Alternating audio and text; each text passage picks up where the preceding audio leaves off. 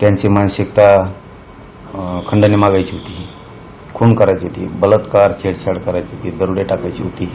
त्यांना का करू दिलं नाही तुम्ही? त्यांना खून का करू दिला नाही तुम्ही? खंडणी का मागू दिली नाही? डाकेट का टाकू दिले नाही? म्हणून त्यांची मानसिकता बिघडली आणि त्यांनी संतोषबाईचा खून केला. म्हणजे त्यांना एक आनंद वाटला असं नाही, आनंद वाटला असं नाही या गोष्टीत. जाऊ द्या, त्या विषयावर काय बोलायचं, कसल्या विषयी लय बोलू नये माणसानं. आता झालं, पण एक नवीन अंक जातीवादाचा या राज्यानं नव्यानं बघितला. आमच्यासारख्या सामान्य गोरगरिबांच्या लेकरांचं काम करणाऱ्या आमच्यासारख्या गरीब पोरांवरती जातीवादाचे आरोप केले जाते. पण ज्याच्याकडं मानाचा तुरा आहे, मानाचं पद आहे, तिथेही जातीवाद होऊ शकतो. हे नवीन अंक या राज्यानं देशानं पहिल्यांदा बघितलं. नरेंद्र पाटील असं म्हटले की जरांगे पाटील यांच्या आंदोलनाची आता नेमकी कारण स्पष्ट होत नाहीत, स्पष्ट झाली पाहिजे. आंदोलनात प्राण गमावलेल्या मराठा बांधवांच्या वारसांना शासकीय नोकरीमध्ये समाविष्ट केलं, दखलपात्र गुन्हे मागे घेतलेले आहे, काही गुन्हे मागे घेण्यासंदर्भात समिती नियुक्त करण्यात आलेली आहे. आर्थिक विकास महामंडळाच्या माध्यमातून सारथी संघटनाही मराठी तरुणांसाठी चांगल्या पद्धतीने काम करत आहे.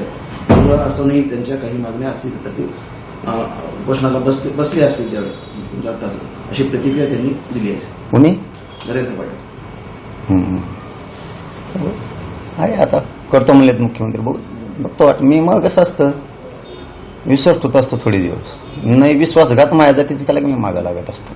त्यामुळे मुख्यमंत्र्यांनी दिल्लीवरून शब्द दिलाय आणि लेखी पण आहे. त्याच्यामुळं आता जर दिल्लीहून दखल घेतली असं म्हणायचं थोडक्यात, तर वाट बघतोय आम्ही. शिंदे समिती कवाशिक सुरू होती, गुन्हे कवाशिक मागं होते, बलिदान गेलेल्या कुटुंबाला न्याय कधी मिळतो, ECBCच्या विद्यार्थ्यांना, EWच्या विद्यार्थ्यांना न्याय कधी मिळतो, कक्ष कधी स्थापन होत आहेत, वंशवळ समिती कधी स्थापन होती, गॅजेट तीनही कधी लागू करतात, वाट बघतोय आम्ही. Wait watch. तुमच्या सगळी सोयरीची मागणी आहे ती देताना काही तांत्रिक बाबी आहेत, सरसकट सगळी सोयरे देता येत नाही. भारतीय घटनेच्या आधारावर ते होणं शक्यही नाही. जरांगे पाटील यांनी आणखी काही मुद्दे असतील तर सरकार सर्वेक्षण करूनच निर्णय घेईल, असंही नरेंद्र पाटील. पहिले सगळं होईल दमदार. हा मनोज जरांगे गोरगरिबांच्या भविष्याशी कधीही सरकारला वेगळ्या वाटेनं चालू देणार. माझ्या गरिबांच्या लेकरांसाठी मी खंबीर आहे, सगळं होणार. टप्प्याटप्प्याने माझ्या गोरगरीब समाजाला सगळं मिळणार. घरात बसलेला असला मराठा तरी त्याच्यासाठी करतो, आंदोलनात असला त्याच्यासाठीही करतो, कुणी मोठ्या व्यवसायात असला त्याच्यासाठीही करतो. आणि कोणाला इच्छा यायची पण मजबुरीनं गरिबीनं ती येऊ शकत नसला तरीही त्याच्यासाठीही करतो. राजकीय पक्षातल्या सगळ्या मराठ्यांसाठी करतो. माझं काम आहे सगळ्या मराठ्यांच्या गोरगरिबांच्या लेकराबाळासाठी काम करणं, भविष्यासाठी करणं, आणि ते मी करतोय. सगळ्या गोष्टी होणार, मराठ्यांना मिळणार. मराठा सगळाची सगळा एकजूट आहे कायम. कधीही मराठा आता आमचा विखरत नाही. खूप दशकांनंतर एकत्र आलेला आहे. कोणाला काय वाटायचं तर वाटू द्या, कधीही मराठा आता विखरत नाही, वेगळा होत नाही. मराठा कायम एकजूट आहे आणि मराठ्यांच्या लेकराबाळांचं कल्याण करायसाठी, त्यांना मोठं करण्यासाठी मला जशा स्वरूपाचं आंदोलन करता येईल, ज्या थराला जाता येईल त्या थराला जाईल. पण फक्त समाजासाठीच मी त्या थराला जातोय, माझ्या स्वार्थासाठी नाही, मराठ्यांच्या लेकराबाळासाठी. मला वाटेल ते पाऊल मी उचलतो, पण समाजाच्या हितासाठीच, हित सोडून नाही. देवेंद्र फडणवीस असं म्हटले की मराठा समाजाच्या संदर्भात माहितीच्या सरकारनं सगळ्या गोष्टी केलेल्या आहेत. कायद्याच्या चौकटीतील मागण्या असतील, मागण्या करतील ते निश्चितपणे मान्य करू. भारताच्या संविधानाच्या चौकटीची मागणी पाहिजे. बरोबर, मान्य आहे आम्हाला सुद्धा. 1967ला ज्या काही ओबीसी आरक्षणात जाती घातल्या, त्याच्यानंतर अनेक काही वर्षामध्ये गेली की पुन्हा घातल्या. 2000ला, 2001ला, 1994ला ज्या वेळेस जाती घातल्या, आत्ता 2023ला 16-17 जाती घातल्या. तसंच की 83 क्रमांकाला सुद्धा मराठा आहे. मराठ्यांचा आणि कुणबींचा रोटीबिटी व्यवहार होतो, व्यवसाय पण एक. कुणबी आणि मराठी हे दोघंही मागास सिद्ध आहेत. कायद्याच्या चौकटीत सरसकट मराठ्यांना कुणबी प्रमाणपत्र देता येते. ते म्हणतायत कायदेशीर आहे तेवढं करतो, हे कायदेशीर आहे. 83 क्रमांकाला जर कुणबी मराठा आहे तर मराठ्यांची पोटजात उपजात म्हणून कुणबी आणि मराठा एकच एक हे करता येते. पोटजात उपजात म्हणून मराठ्यांना आरक्षणात घेता येते. आणि दुसरा विषय की सगळ्या सोयरा जी अंमलबजावणी करायची ती सुद्धा कायदेशीर आहे. 2012च्या कायद्यात सरकारनं दुरुस्ती केली, मराठ्यांनी नाही, सरकारने दुरुस्ती केली. त्याच्यामुळं सगळे सोयरे सुद्धा जातात त्या या कारणानं की ज्या मराठ्यांजवळ कुणबी नोंद आहे त्या नोंदीच्या आधारावर त्याचा सोयरा ओबीसी आरक्षणात जाऊ शकतो. कारण ती पोटजात उपजात म्हणून कुणबी नोंद मिळालेल्या मराठ्यांचे सोयरे घेता येतेत. त्यामुळे सगळं कायदेशीर आहे. तिसरी गोष्ट की गॅजेट हे सरकारी नोंदी आहेत, त्यामुळे त्याही घेता येतात. कायद्याच्या बाहेरची एकही मागणी नाही आणि त्या तातडीने घ्या. आम्ही फक्त वाट बघतोय. आम्हाला मुंबईकडे येण्याची किंवा राज्यभर आंदोलनं करण्याची भूमिकेत फडणवीस साहेबांनी येऊ देऊ नये. तातडीनं ज्या मागण्या आपलं आता ठरलंय ते पटापट करून शिंदे समितीला नोंदी शोधायला लावून, कक्ष देऊन, गुन्हे मागं घेऊन, गॅजेट लागू करून गोरगरीब मराठ्यांना दिलेला शब्द त्यांनी पाळावा ही अपेक्षा. छगन भुजबळ असं म्हटले की जनतेने मला 20 वर्ष निवडून दिले, मला 60,000ची मदत पदाधिकारी दिले, परंतु मनोज जरांगे कुठे गेले नाही तरी पण मी जिंकलो. आणि मनोज जरांगे आरक्षणामध्ये आमदारांची घरं जाळल्या गेली, हे काही चांगलं नाही. मनोज जरांगे पाटील यांच्या विरोधात भूमिका घेतली, याचा मला मतामध्ये फटका बसला असंही म्हणतात. त्यांना म्हणा आता किती मताने आले आणि काय आले, आणखीन तरी मायना दिला गुन्हा, आणखीन तरी मला खेटू नका, समजून घ्या आणि शहाणेसुरते व्हा.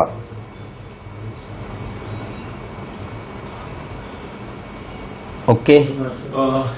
महंत नामदेव शास्त्री असं म्हणतात की नारायणगडावर जे मेळावे होतात किंवा तिथं जे राजकीय भाषा बोलली जाते त्याचं राजकारण होत नाही, मीडिया त्याचं राजकारण बघत नाही, पण मी एक शब्द बोललो त्याचं एवढं राजकारण का? आपण आपलं बघावं. मला वाटतं कोण राजकीय बोललं कोण नाही बोललं लोकांकडे डुकू नये. आपण आपलं बघावं काय ते. आम्ही सन्माननीय येत आपण म्हणून आम्ही आणखीन आदरानेच बोलतो तुम्हाला प्रत्येक वेळेस, बाबाजीच म्हणतो परत.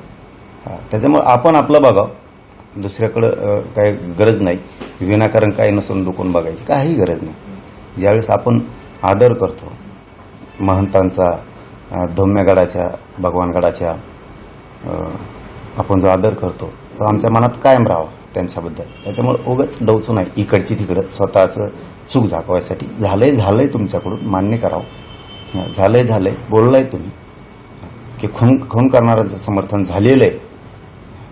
एक प्रकारची एक समूह एका बाजूनं वेगळ्या मार्गाने नेण्याची भाषा सुद्धा झालेली, भक्कमपणे नामकन तमकं.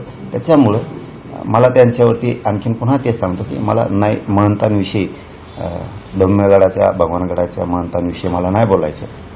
परंतु धनंजय मुंडे घडून आणतो हे खरं आहे, त्यामुळं त्यांना दोष देण्यात माझ्या नाही, सगळं धनंजय मुंडे करतो. पण जरी किती भक्कम बाजू असली तरी दुसरी बाजू सुद्धा पक्की आहे हे बी ध्यानात ठेवायचं. मला सोशल मीडियावरती त्यांना बऱ्याच ठिकाणी ट्रोल केल्या जात आहे. आता जाऊ द्या, ज्याचं त्याचं असतात. आपण काय करू? चुकीचं अबाद संप्रदाय आपण इतक्या उंचीचे नाहीत की संप्रदायाला नाव ठेवायचं. पण याचा अर्थ असा पण नाही की संप्रदायानं जातीय सलोखा बिघडल, शांतता भंग होईल, या बाबतीत जायला नाही पाहिजे. शांतता कसं राहील याच्यात झालं पाहिजे. पण एक झालं भाऊ, या धनंजय मुंडेच्या टोळीमुळं 4था अंक बघायला मिळाला जातीवादाचा. ही 4था अंक. कारण आरोपीच्या बाजूनं कधी मोर्चे झालेले नाहीत, त्यांनी काढायला लावले, खंडाण्या गोळा करायला लावणं, सत्तेसाठी अमकं तमकं खुनं करणं, छेडछाडी करणं, ही जातीवादाचं जी अंक आहे ही भयंकर आहे आरोपीच्या बाजूने उभा राहण्याचा. आता हे 4था अंक आता नवीन त्याच्यामुळं बघायला मिळाला या राज्याला. जातीवादाचा नवीन अंक, जिथं सगळ्या जाती धर्म मानतायत तिथून सुद्धा फुसकारे बाहेर पडायला लागले जातीवादाचे. हे नवीन अंक बघितले. शास्त्रींच्या रूपाने देव जाणे, महाराष्ट्र बघतोय बा. अहो घ्यायची काय गरज आहे, सगळ्याला माहिती आहे काय ते. पुन्हा एकदा मुंबईला जाणार पण बाबाजींचा दोष मी पहिल्यापासून म्हणतो नाही, हे घडून आणतो.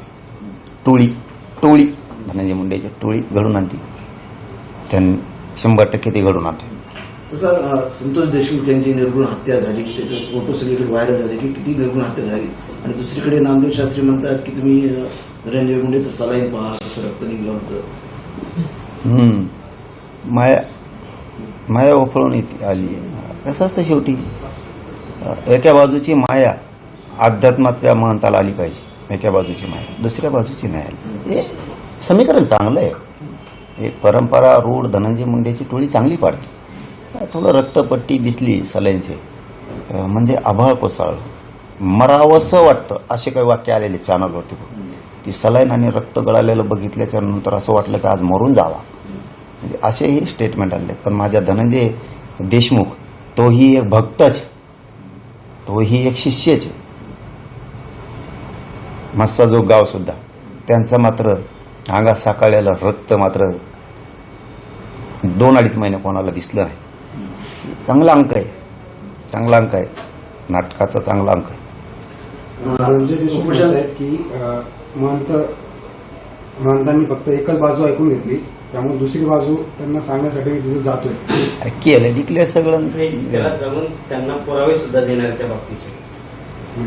अरे जाऊ द्या, मला त्या विषयात काही बोलायचं नाही, ते त्यांचा वैयक्तिक विषय आहे. आता सगळं बोलून गेलं ना, आता काय जातो. जेव्हा पत्रकारांनी त्यांना प्रश्न विचारला की अंजली दमानिया जे आहेत त्या पुरावे महंतांना देणार आहेत, त्यावर शास्त्री असं म्हणतायत की पुरावे घेऊन त्यांना न्याय देणं हे माझं काम नाही, ते न्याय व्यवस्थेचं काम आहे. मला वाटतं त्या विषयावर बोलूच नाही. काय जिथं अपेक्षा नसते ना जातीयवादाची, आरोपीचं समर्थन करणाराची, त्या जागेवर बोलायला लागल्यावर काय बोलावं बरं सांगा आमच्यासारख्यांनी. कारण आपण मानतो, म्हणता येतं, बाबाजी येतं, त्यांना मानलं पाहिजे, बोललं पाहिजे नाही कधी. हे आता त्यांचा दोषच नाही बाबाजीचा, हे घडून आणते, हे घडून आणते. दादा आता उपोषण संपलं तुमचं, काही मागण्यावर सरकार चर्चा करते, पण परंतु मूळ मागणी तुमची सगळ्या सोयीची. त्या संदर्भात काही मुंबईला मोर्चा रॅली काही काढणार आहेत का? होणार पण डिक्लेअर नाही झाला. आम्ही वाट बघतो हे काय करतात, कारण ती तयारी मोठी असणार आहे. तयारी करण्यासाठी जाणार मुंबईमध्ये तुम्ही? नाही, आणखीन नाही. तुम्ही उत्तम वेगळ्या पद्धतीने काहीतरी करणार, म्हणजे तुम्ही सगळ्या वेगळ्या पद्धतीने सध्या सुरू आहे का, काहीतरी करण्याची तयारी आहे का समजा? आणि आणखीन उपचारच घेतो ना. असतं तेव्हा सगळं मीडियाला सांगून असतं. मीडियाला लपून कामच नाही करत आपण, सगळं समोर क्लिअर कट. जाण्याची तयारी चालू आहे? नाही, ते होईल आता, तुम्हाला सांगतच राहणार आहेत आम्ही.